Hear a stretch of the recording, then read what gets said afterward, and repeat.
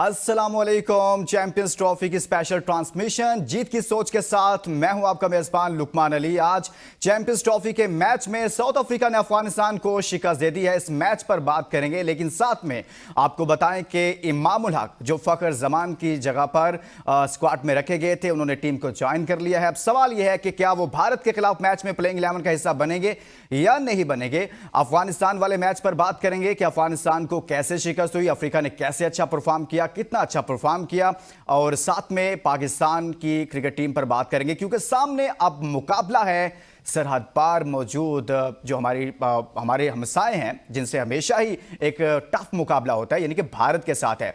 लेकिन इस पर तो बात करेंगे। सबसे अहम चीज यह है कि फखर जमान इंजर्ड हुए, साइम अयूब इंजर्ड हुए। पाकिस्तान में ऐसा क्या हो रहा है कि आप लाखों करोड़ों रुपया खर्च करते हैं, फील्डिंग कोच भी रखते हैं, और फील्डिंग कोच रखने के बावजूद ऐसा क्या हो रहा है कि लड़कों को डाइव करना नहीं आ रही। अगर बहुत सारी टीमों में ऐसा होता है कि इंजरीज होती हैं, लेकिन मुसलसल ऐसा हो रहा है कि फील्डिंग करते हुए हमारे प्लेयर्स इंजर्ड हो रहे हैं, जिसके नतीजा में पाकिस्तान को नुकसान हो रहा है। जिनको लाखों रुपया फीस दी जाती है, और जो ऑफिशियल्स टीम के साथ मौजूद होते हैं, जो फिजियो टीम के साथ मौजूद होते हैं, जो फील्डिंग कोच के तौर पर स्टाफ साथ में मौजूद होता है, वो क्या कर रहा है, वो क्या सिखा रहा है कि जो हमारा मेन जो इनफॉर्म लोग थे, जो इनफॉर्म लड़के थे, वही इस सारे स्क्वाड से, इस सारे टूर्नामेंट से आउट हो गए हैं। जिसके बाद पाकिस्तान पहले ही मुश्किलात का शिकार था, स्क्वाड पर बहुत सारे सवाल थे। लेकिन इसके साथ साथ जो पाकिस्तान क्रिकेट बोर्ड ने एनसीए में जो लोग रखे हुए हैं, जो ऐसे लोग रखे हुए हैं जिन्होंने रिहैब करवाना होता है, अगर किसी को इंजरी होती है उसकी ट्रीटमेंट और उसके बाद उसका रिहैब, उसकी रिकवरी के लिए काम करना होता है, वो क्या कर रहे हैं। कितने ही ऐसे नाम आए जो पाकिस्तान के लिए लंबा खेल सकते थे, बहुत ज्यादा खेल सकते थे, लेकिन क्या हुआ कि जब वो इंजर्ड होते हैं, उनका रिहैब ठीक नहीं होता, और रिहैब ठीक ना होने की वजह से उनका कैरियर तबाह हो जाता है। माजी में बहुत सारे नाम हैं, अभी हालिया दिनों में कुछ नाम सामने आए। आपने देखा कि जो भी लड़का इंजर्ड होता है, जो भी बॉलर इंजर्ड होता है, वो जब वापस आता है तो वो उस रिदम, उस मोमेंटम में नजर नहीं आता, उसकी पेस में फर्क पड़ जाता है। क्यों ऐसा होता है? अभी हाल ही में एहसानुल्लाह को हमने देखा कि जिसके साथ ये सारा कुछ हुआ, उसके रिहैब के लिए पाकिस्तान क्रिकेट बोर्ड ने काम किया, लेकिन ऐसा काम किया कि एहसानुल्लाह का काम ही तमाम कर दिया गया, और वो रोता, चीखता, चिल्लाता सवाल उठा रहा है पाकिस्तान क्रिकेट बोर्ड के उन पावर कॉरिडोर्स में बैठे हुए उन लोगों को मुखातिब कर रहा है कि मेरा क्या कसूर है। वो कह क्या रहा था? वो अदम एतमाद कर रहा है क्रिकेट बोर्ड के उस सिस्टम पर, उस निजाम पर, कि जहां पर इन्होंने कुछ लोग रखे हुए हैं, लेकिन वो समझता है कि वो लोग नहीं चाहिए, बल्कि मुझे कुछ और लोग दे दें तो मैं ठीक हो सकता हूं। वो क्या कह रहे हैं आपको सुनाते हैं, फिर आगे बढ़ते हैं। आपके साथ उस तरह से क्या होता? बेहतर ये होता कि आपको फौरी तौर पर बाहर भिजवा दिया जाता, या यहां पर गलती हुई? मुझे आपको पता है मुझे इंग्लैंड से क्यों बुलाया इन लोगों ने? मैं जो इंग्लैंड में था तो अच्छा हो गया था। अगर अच्छी एल्बो स्पेशलिस्ट से मैंने करवाया था तो अभी तक मेरा एल्बो बिल्कुल सीधा होता। अभी अल्हम्दुलिल्लाह जो डॉक्टर इफ्तिखार है, उसका शुक्रिया मैं इतना अदा करता हूँ जितना भी कम है। ये डॉक्टर इफ्तिखार ने जो मुझे ले आया है बॉलिंग में, और मेरा एल्बो 20 डिग्री या 18 डिग्री से 5 डिग्री पे ले आया है, तो मैं इनका शुक्रिया अदा करता हूँ। अगर मैं इफ्तिखार भाई को, अभी आपको पता है मैं सेंट्रल कॉन्ट्रैक्ट में नहीं हूँ, मैं तो यही रिक्वेस्ट कर रहा हूँ, आप फिर मुझे इफ्तिखार भाई दे दें, इंशाल्लाह मैं 150 एक मंथ में कर दूंगा। आपके डॉक्टर्स आपको क्या बताते हैं? यार डॉक्टर्स तो अभी नहीं है ना, डॉक्टर रास्ता करते हैं, बस रिहैब खत्म, सेंट्रल कॉन्ट्रैक्ट खत्म, तो बस डॉक्टर भी। ये एक कहानी आपके सामने रखी है जो हालिया दिनों में सामने आई कि हमारे प्रोग्राम में एहसानुल्लाह ने कहा कि जब मैंने उनसे सवाल किया, उनसे बात की कि क्या आपको पीसीबी की तरफ से कोई ताउन किया जा रहा है, उन्होंने कहा कि नहीं किया जा रहा, बल्कि मुझे कोई अपना पर्सनल डॉक्टर दे दे, जिसका नाम उन्होंने बताया भी।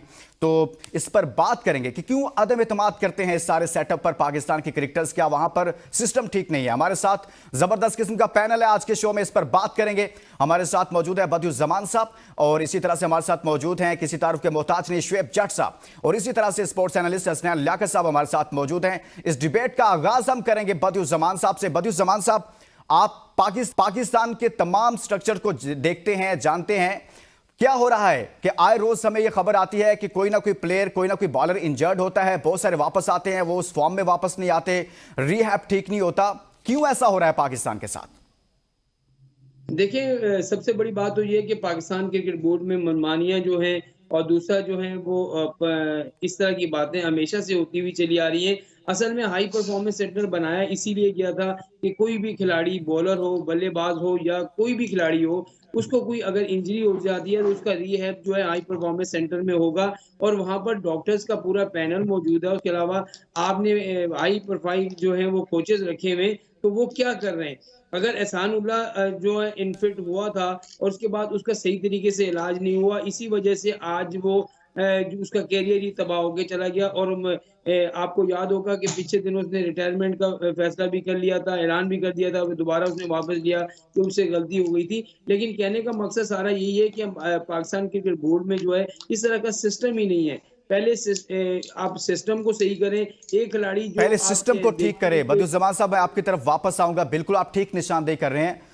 एक ब्रेक के लिए कहा जा रहा है, ब्रेक के बाद यही मामला कि पाकिस्तान के यंग टैलेंट के साथ क्या किया जा रहा है, वो जो बैठे हुए हैं लाखों में तनख्वाह लेते हैं, वो कर क्या रहे हैं, और इसी पर बात करेंगे। शुएब जट साहब के सामने ये सवाल रखेंगे और हसनैन लियाकत के सामने यही सवाल। ब्रेक पर जाने से पहले मैं छोड़े जा रहा हूं, ब्रेक के बाद इस पर बात करेंगे। Stay with us. Welcome back. Break पर जाने से पहले एक सवाल मैंने छोड़ा था शुएब जट साहब के लिए और हसनैन लियाकत साहब के लिए कि पाकिस्तान में ऐसा क्या है कि जो लड़के इंजर्ड होते हैं, दुनिया भर में इंजरीज होती हैं, लेकिन रीहैब का जो मामला है वो पाकिस्तान में बिगड़ जाता है। बनने की बजाय, सुधरने की बजाय, ठीक होने की बजाय, बेहतर होने की बजाय, जब वो बॉलर एक साल के बाद उसको एनालाइज किया जाता है तो उसकी परफॉर्मेंस पर बहुत ज़्यादा मुतासिर हो चुकी होती है। वो जो उसका असल उसकी पहचान होती है वो नज़र नहीं आती। शुएब जट साहब, क्या हो रहा है सर पाकिस्तान में? ये नेशनल हाई परफॉर्मेंस सेंटर में बैठे हुए लोग क्या कर रहे हैं? एक मिसाल हमने आपके सामने रखी और अपने देखने वालों के सामने रखी, एहसान उल्लाह की। बस लुकमान, एक वो शेर है, कुछ सानू मरंदा शो किसी, कुछ शहर दे लोग भी जालम सन। शायद आगे पीछे कर दिया हो, लेकिन शेर इसी तरह का है। यहां सिर्फ हम कसूर एनसीए का नहीं कह सकते, पाकिस्तानी क्रिकेटर्स अपने सबसे बड़े दुश्मन हैं। इसका जो है वो, अगर आपने अमली नमूना देखना हो तो आप जाके देखें, पाकिस्तान की क्रिकेट की हिस्ट्री देख लें। ये रिसेंट पास की बात कर रहा हूं, माजी में ऐसा नहीं होता था, लेकिन ये रिसेंट पास में जब से ये king mindset Pakistan cricket team पे वारिद हुआ, जब वो एहसान मानी जैसा अदाब पाकिस्तान क्रिकेट पे नाजिल हुआ, जब रैम्बो जैसे शख्स को जो है पाकिस्तान क्रिकेट की जो है वो कमान दी गई, उसके बाद पाकिस्तान क्रिकेट का बेड़ा गर्क ही हो गया। आप देखेंगे शाहीन अफरीदी अनफिट थे, हाफ फिट थे, टीम के साथ साथ लगे रहे, उनको जाके वर्ल्ड कप खिला दिया। आप देखेंगे फखर जमान बार बार फील्ड से बाहर आ रहा है, फिटनेस की वजह से उसको कह रहे नहीं जी तू जा, तू जा, तू जा, तू जा, हर सूरत में जा, ठीक है ना। इसी तरीके से आप देखेंगे साइम अयूब आज जो है वो उसका रिहैब यूके में किस तरीके से हो रहा है, वहां पे रिहैब के अलावा जो वीडियोस आ रही है वो भी सबके सामने है। इसका एहसान खान का आपने खुद ही जिक्र कर दिया कि उसके साथ जो है इन्होंने क्या किया है। आप हसन अली की पॉडकास्ट उठा के देख लें, रिसेंट में उन्होंने जो जिक्र किया है उसको देख लें आप जाके। इसी तरीके से आपने मतलब नाम गिनवाता जाऊंगा, आप लंबी फहरिस्त होती जाएगी। इनमें एनसीए के साथ साथ इन क्रिकेटर्स का भी बहुत बड़ा जो है ना वो जुर्म है, मैं इसको मुजरिम कहूंगा कि ये अपनी इंजरीज छुपाते हैं। ये सिर्फ इस खौफ से कि पाकिस्तान टीम से जगह खत्म ना हो जाए, ये इस तरीके के लेम एक्सक्यूजेस बनाते हैं, जाके डॉक्टरों को डराते हैं, उनको अपने साथ मिलाते हैं और हाफ फिट होकर पाकिस्तान के साथ खेलते हैं। ये पाकिस्तान के साथ दुश्मनी है हाफ फिट खेलना। आज आप देखिए कि क्लासिक उन्होंने बाहर डाल दिया और उसकी हालांकि प्रिकॉशनरी बिठाया है उसको, सही है, उसकी एल्बो में थोड़ी सी इंजरी थी, उन्होंने प्रिकॉशनरी तौर पे उसको बिठा दिया कि नहीं जी तुम बाहर बैठो। इस अफगानिस्तान का हवा बनाया हुआ था लोगों ने। मैं आपको कल से कह रहा था कि आराम से जनूबी अफ्रीका जीतेगा, उन्होंने उस हवे को अपने सर पे नहीं लिया, उन्होंने कहा जी बैठो कोई मसला नहीं, अगर हार भी जाएंगे तो जाओ आगे जाके देख लेंगे। हमारे यहाँ क्या है कि हम हाफ फिट प्लेयरों को यहाँ पे इन्होंने मूर्तियां बना के सजाया होता है, और उसके बाद इसमें एनसीए का कसूर ये है कि वो झूठी रिपोर्टें क्यों बनाते हैं। ये जो पाकिस्तान का डॉक्टर पैनल होता है, मेडिकल पैनल, ये क्यों जो है रिपोर्टें बना के देते हैं। तो मुजरिम दोनों है, बड़ा मुजरिम खिलाड़ी है, छोटा मुजरिम इसको कुशन देने वाले ऑफिशियल हैं। सही हो गया। हसनैन लियाकत, रात वसीम अकरम साहब भी एक बात कर रहे थे, वो कह रहे थे कि चाहिए ये क्रिकेट बोर्ड को कि स्पेशलिस्ट को लेकर आए, ना कि आप सिर्फ डॉक्टर की एक मतलब डॉक्टर्स पर ही इंहिसार करें। डॉक्टर तो कोई भी बता देगा जाकर तुम पैनाडोल ले लो, फलां ले लो, लेकिन रिहैब एक अलग से प्रोसेस है जो प्लेयर्स को साथ में लेकर चलते हैं, उसके लिए स्पेशलिस्ट होते हैं। आपने जो डॉक्टर बाकी तमाम चीज़ों को देख रहा होता है, इस तरह के लोग आपने जो है वो रखे हुए हैं जो सारा कुछ करते हैं। तो जो बात श्वेप ने की है कि प्लेयर्स छुपाते हैं अपनी इंजरी को और बाद में उनको भी नुकसान होता है और फिर पाकिस्तान को भी होता है। आज हारिस रऊफ स्क्वाड में मौजूद हैं, प्लेइंग 11 में मौजूद हैं, क्या वो मुकम्मल फिट है? देखिए, वो एक शेर किसी ने लिखा था कि मेरे अहबाब कहते हैं यही ऐब है मुझ में, सरे दीवार लिखता हूं पसे दीवार के किस्से। जट साहब ने प्लेयर्स के कसूर के बारे में बात की। बिल्कुल प्लेयर का कसूर भी होता है। जिस तरह शाहीन शाह अफरीदी हाफ फिट थे तो उन्होंने पाकिस्तान के लिए भी खेला 21 का 22 का वर्ल्ड कप, और उसके साथ साथ एक ही सीजन में वो विटेलिटी ब्लास्ट और D100 खेलते हुए नजर आए। प्लेयर का तो कसूर है ही है, लेकिन जो बात है ना डॉक्टर्स की, आप बात कर रहे हैं कि काबिल डॉक्टर होने चाहिए, या फिर साबिक कप्तान की बात करें उनके बयान के मुताबिक स्पेशलिस्ट होना चाहिए। देखिए, मसला यहाँ पे ये है कि मेरे साथ शोएब जट साहब बैठे हुए हैं, ये पिछली 2 दहाइयों से स्पोर्ट्स जर्नलिज्म कर रहे हैं। साथ बदियुर जमान साहब बैठे हुए, वो भी अरसा दराज से स्पोर्ट्स जर्नलिज्म कर रहे हैं। पाकिस्तान क्रिकेट बोर्ड का भी हाल PIA वाला होने वाला है, क्योंकि जो भी चेयरमैन आता है वो कोशिश ये करता है कि मीडिया डिपार्टमेंट में 10 बंदे उसके आ जाएं, PCB के अंदर 10 बंदे उसके आ जाएं, डॉक्टर उसके आ जाएं। और इस वक्त जितने भी डॉक्टर हैं, अनफॉर्चुनेटली मुझे ये कहना पड़ेगा कि वो जो है कैपेबल ही नहीं है कि खिलाड़ियों की इंजरी को वो डील कर सकें, अनफॉर्चुनेटली। क्योंकि जो भी चेयरमैन आता है वो अपने डॉक्टर्स लाता है, अपने डॉक्टर्स सिफारिश पे आते हैं कि कोई कैपेबिलिटी नहीं होती उनकी। कैपेबिलिटी होती तो यहाँ पे अब्दुल रऊफ खान जैसा बंदा 3 डिग्रीज करके कभी टीम के नजदीक उसको नहीं लगने देते। कैपेबिलिटी होती तो शोएब जट इस वक्त यहाँ पे बैठ के बात ना कर रहे होते, बल्कि शोएब जट को बताते कि भाई आप स्पोर्ट्स साइंसेज में आपने मास्टर्स किया हुआ, आप PhD कर रहे हैं, आप आके हमें मशवरा दें कि हम किस तरह से अपनी क्रिकेट को ठीक कर सकते हैं। अनफॉर्चुनेटली नाअहल लोगों को बैठाया हुआ है। ये क्रिकेटर से ज्यादा इन नाअहल लोगों की वजह से ये तमाम तर चीजें हो रही है। और इसमें पाकिस्तान का हर चेयरमैन क्रिकेट बोर्ड, मैं एक का नाम नहीं ले रहा, हर चेयरमैन क्रिकेट बोर्ड इन्वॉल्व है जो अपने बंदों को अकोमोडेट कर रहा है और पाकिस्तान के क्रिकेट को तबाह कर रहा है। सही हो गया। बदियुर जमान साहब, ऐसा हो रहा है पाकिस्तान में कि एक प्लेयर इंजर्ड होता है, उसके साथ PCB का रवैया कुछ और होता है, दूसरा इंजर्ड होता है, चाहे वो बॉलर हो, मैं सिर्फ मजमूई तौर पर बात कर रहा हूं, वो उसके साथ रवैया कुछ और होता है, उसके ट्रीटमेंट के हवाले से फुर्तियां दिखाई जाती हैं, लेकिन कोई और होता है तो उसके हवाले से फिर कानून पर जूं तक नहीं रेंगती और ये कहा जाता है फिर वो प्लेयर गिला शिकवा करते नजर आते हैं। ये ऐसा होता है कि स्पेसिफिक लोगों को ठीक तरीके से चलाया जाता है और कुछ लोगों को अगर इंजरी हो जाए तो उन लोगों पर तवज्जो नहीं दी जाती, ये भी हो रहा है यहाँ पर? बिल्कुल ऐसे ही है। देखें, जितना बड़ा नाम होगा उसका इतना ही जल्दी काम होगा। अब साइम अयूब जो इंजर्ड हुए तो आप देखें कि वहीं से जो है वो इंग्लैंड चले गए और आज तक इंग्लैंड में है और उनका रिहैब भी इंग्लैंड में हो रहा है। भाई रिहैब अगर आपने उनका इलाज कर लिया तो रिहैब उनका इंग्लैंड में क्यों हो रहा है? रिहैब के लिए तो उनको पाकिस्तान में आना चाहिए। लाहौर में आपने हाई परफॉर्मेंस सेंटर, हम पहले भी बात कर चुके हैं, क्यों बनाया गया था? इसी वजह से बनाया गया था। फिर फखर जमान इतने अरसे से इंजर्ड है और उसको अगर आप इंजरी का बहाना करके टीम में नहीं ले रहे थे तो फिर उसको एकदम अचानक आप टीम में लेकर आ गए, फिर दोबारा वो इंजर्ड हो गया। इसकी सबसे बड़ी बात यही है कि पाकिस्तान क्रिकेट बोर्ड जो है वो कुछ खिलाड़ियों को नवाज देता है और कुछ खिलाड़ियों को जो है वो ऐसे ही छोड़ देता है कि भाई ये हमारे किसी काम के नहीं है, इनको जाने दो।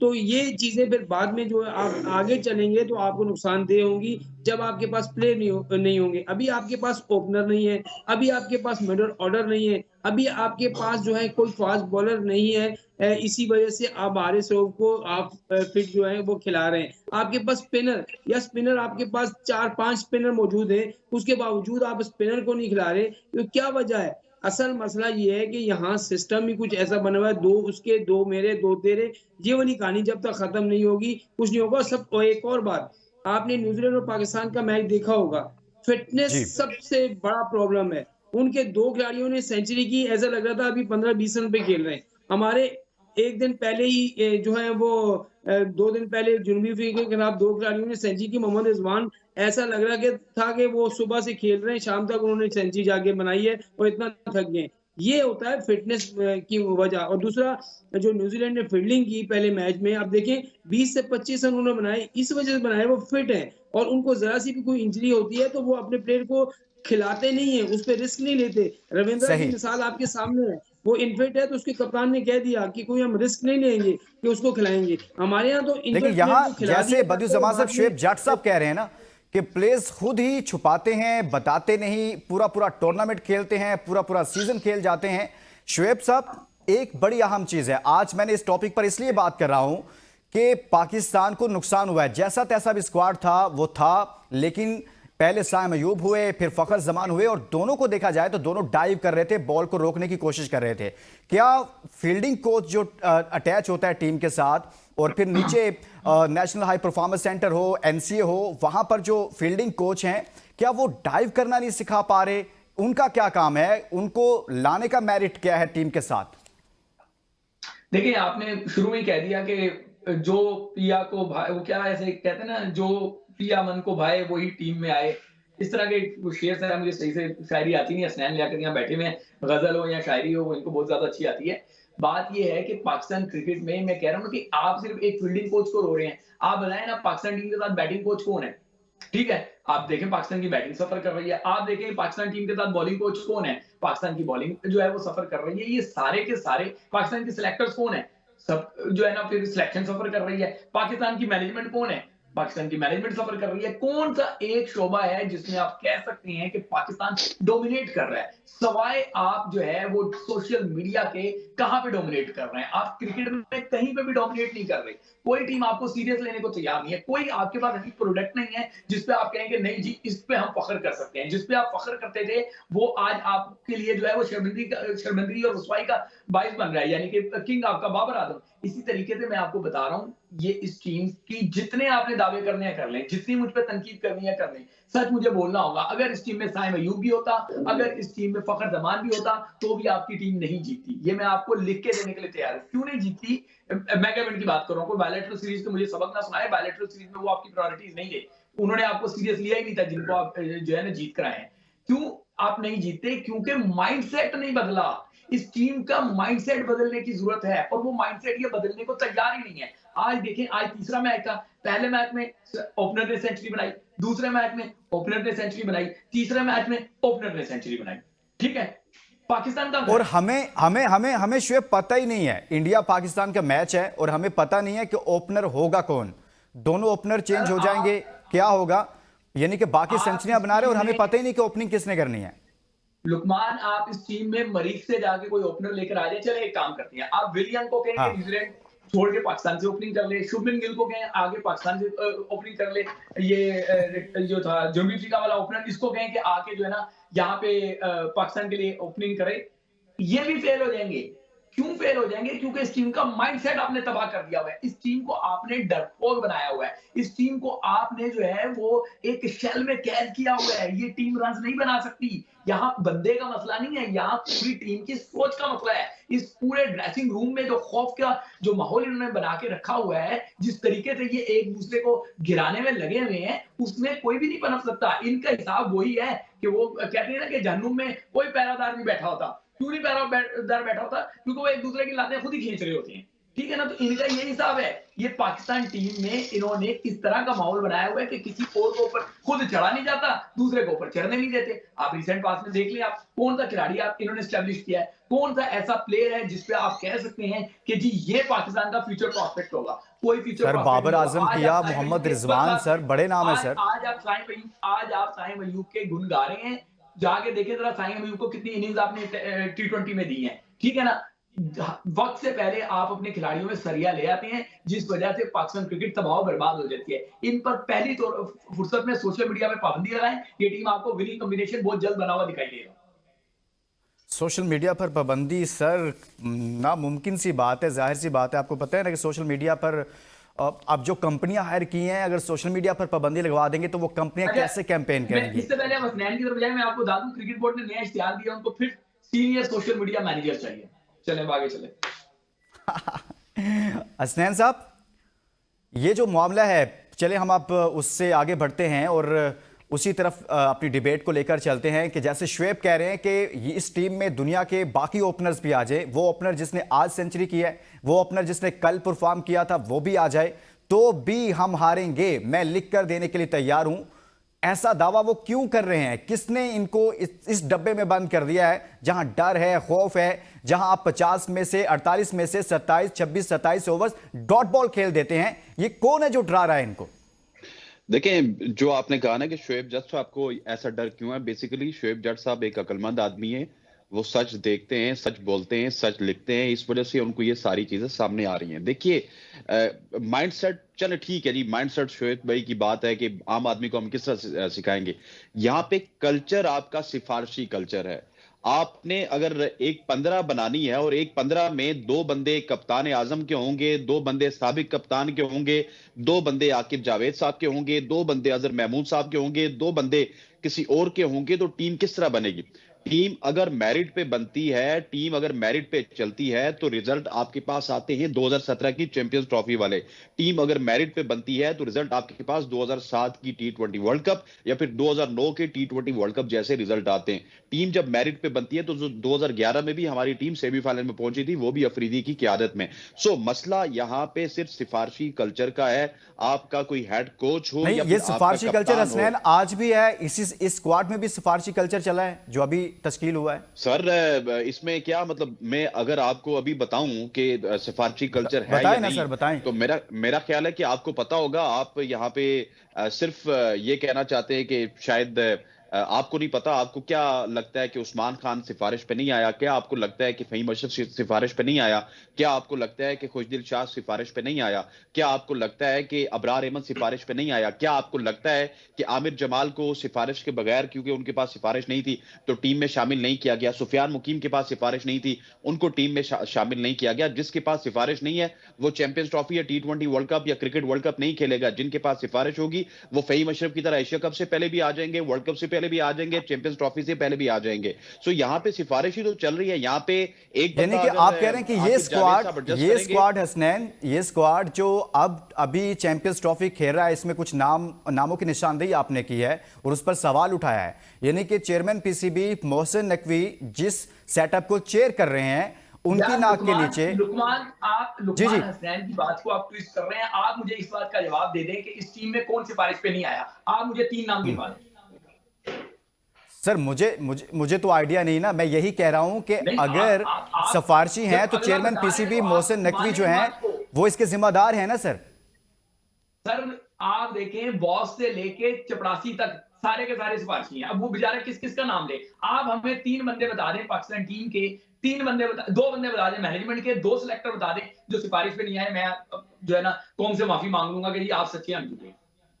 सर, मैंने तो इसीलिए आपको दावत दी ना कि आप बताएं कि जैसे बात कर रहे हैं कि क्या वाकई में इसमें चेयरमैन पीसीबी के पूरी दाल काली है लुकमान भाई, पूरी दाल काली है। मेरे ख्याल से आगे बढ़े। चेयरमैन समेत पूरी दाल काली है। चलें, खत्म हो गया। ठीक है, इंडिया पाकिस्तान का मैच है। इमामुल हक टीम को ज्वाइन कर रहे हैं, बल्कि कर चुके हैं। बदियुज्जमान साहब, इमामुल हक आपको नजर आ रहे हैं इंडिया के खिलाफ प्लेइंग 11 में, या फिर वो नहीं होंगे बल्कि उस्मान खान या जो पहले से स्क्वाड में लोग मौजूद हैं वही होंगे? देखिए, उस्मान खान को तो अगर आपने खिला लिया तो ये बहुत बहुत बड़ी आपकी गलती होगी कि उस्मान खान को खिला रहे हैं। जिस प्लेयर को यही नहीं पता कि उसका ये नंबर कौन सा है, कभी ओपन आ जाता है, कभी 5 पे, कभी 4 पे आ जाता है, और दूसरा वो इस वक्त इस काबिल भी नहीं है कि आप उसको ओपन भेज दें। देखिए, इमामुल हक अभी जो खेल के गया उसने डोमेस्टिक क्रिकेट में रन्स भी किए, और आखिरी मैच में जब उसका नाम आया तो वो सेंचुरी कर चुका था। यहाँ पर डोमेस्टिक क्रिकेट में जो है सेंचुरी भी की, तो मुसलसल वो रन्स कर रहा है। और मुझे ये लग रहा है, मैं दावे से नहीं कहता, लेकिन मुझे ये लग रहा है कि वो भारत के खिलाफ ओपन वही करेंगे। लेकिन मसला सारा ये है कि वो तो ओपन अगर आ गए तो फिर आप बाबर आजम भी उनके साथ ओपन करेंगे। आपके पास रेगुलर ओपनर नहीं है। हसनैन भाई ने बहुत सारे नाम लिए कि ये सिफारशी हैं, तो मैं तो एक सऊद शकील है, मैं उसको कहता हूँ वो तो वनडे का और T20 का प्लेयर ही नहीं है। आपने उसको लेके रखा हुआ, उसकी परफॉर्मेंस मुझे बता दें कि कौन सी ऐसी परफॉर्मेंस है जो स्क्वाड में इसको शामिल करती है। आपने जिन लड़कों के साथ ज्यादती की वो आज जो है वो उसका खमियाजा आपको भुगतना पड़ रहा है। हर तरफ से आपसे बोला जा रहा है कि ना ही आपके पास कोई ऐसा प्लेयर है जो सेंचुरी कर सके, ना ऐसा कोई बॉलर है जो 5 या 4 आउट कर सके। देखिए, शामी भी तो इंजरी के बाद जो है टीम में वापस आया, क्यों वो 6 आउट करके चला गया।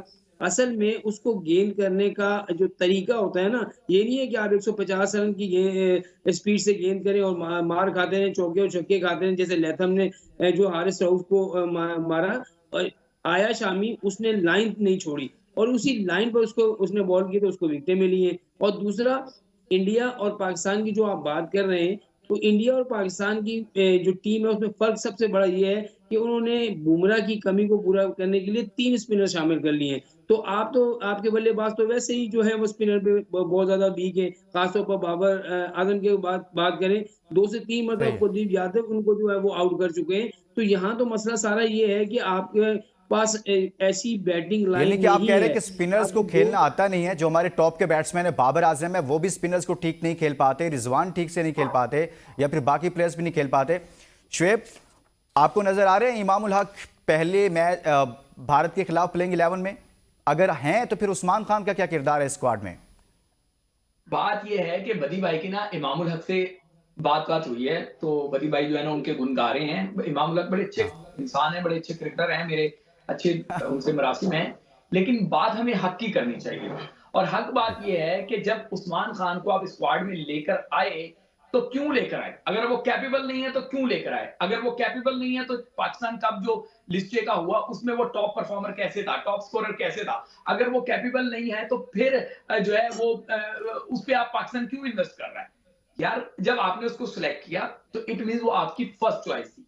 जब वो फर्स्ट चॉइस है तो अब इमामुल हक पीछे से आके कैसे ओपन कर सकता है? मुझे इस बात का कोई जवाब दे दे। आप इसका मतलब है कि ये कह रहे हैं कि इमामुल हक कैपेबल है, उस्मान खान कैपेबल नहीं है। आप खुद इस बात का एतराफ कर रहे हैं कि उस्मान खान कैपेबल नहीं है, इसका मतलब है कि वो टीम के अंदर जो मौजूद है वो पर्ची पे मौजूद है। तो फिर उस्मान खान को तो बाहर निकालना ही निकालना है। जिन्होंने इसको सिलेक्ट किया उनके साथ क्या करना चाहिए? मुझे बताएं ना, कौम कब तक जो है ना वो लॉलीपॉप लेती रहेगी इसी तरीके से? कौम क्यों नहीं जाके इनका मुहासबा करे कि भाई साहब अगर ये कैपेबल नहीं था तो आप टीम में इसको लेकर कैसे आगे, इसका हमें जवाब दे दें। प्रेस कॉन्फ्रेंस अनफॉर्चुनेटली मुझे ये कहना पड़ेगा कि हमारे मीडिया के मेरे अपने दोस्त हैं, वहां पे ज्यादातर कुछ एक दो आवाजें उठती हैं, लेकिन ज्यादातर वहां पे इसीलिए बैठे होते हैं कि चलो जी हम हाँ में हाँ मिला दें ताकि हमें 4 टिकट मिल जाए, आज हमें जो है ना वो अगले वाले इवेंट की एक्रेडिटेशन मिल जाए, हमें जो है ना यहाँ से कोई प्रेस रिलीज पहले मिल जाए। ये हमारे साथियों का क्राइटेरिया हो गया, सच बोलने को कोई तैयार ही नहीं है। क्यों नहीं ये सवाल पूछा जाता कि भाईजान उस्मान खान टीम में क्यों है? अगर आपने उसको खिलाना नहीं तो वो टीम में क्यों है? आप उसके टीएडी बनाने के लिए लेकर गए हैं, या आप वो वादा जो वहाब रियाज ने उससे किया था, जो इतलात है जिसकी, आप वो आज तक फुलफिल कर रहे हैं? क्या ये पाकिस्तान टीम वादे निभाने के लिए है? ये पाकिस्तान टीम जीतने के लिए नहीं है। ये पाकिस्तान टीम जो है वो सिर्फ और सिर्फ अपनी जुबान की लाज रखने के लिए। कौम की लाज कोई नहीं रखेगा, कौम के दर्द किसी को नहीं होगा, सिर्फ इनको अपना होगा कि जी मैंने उसको जुबान दी है कि हम तुम्हें 2 साल तक ड्रॉप नहीं करेंगे तो आप उसको लेके चलते रहेंगे। या तो उस्मान खान को इंडक्ट करना जो है गलत था, या अब उसको ना खिलाना गलत है। दोनों सूरत में वो मुजरिम जिन्होंने उसको सिलेक्ट किया, वो मुजरिम जो इसको खिला नहीं रहे, उनको कैफरे किरदार तक पहुंचाना चाहिए, उनको बेनकाब करना चाहिए, कौम के सामने लाना चाहिए। आपने बहुत बड़ी बात की शुएब जट साहब के अगर वो प्लेइंग 11 का हिस्सा नहीं बनते तो फिर उन पर सवाल उठता है जो उनको लेकर आए, जैसे हसनैन ने भी बात की।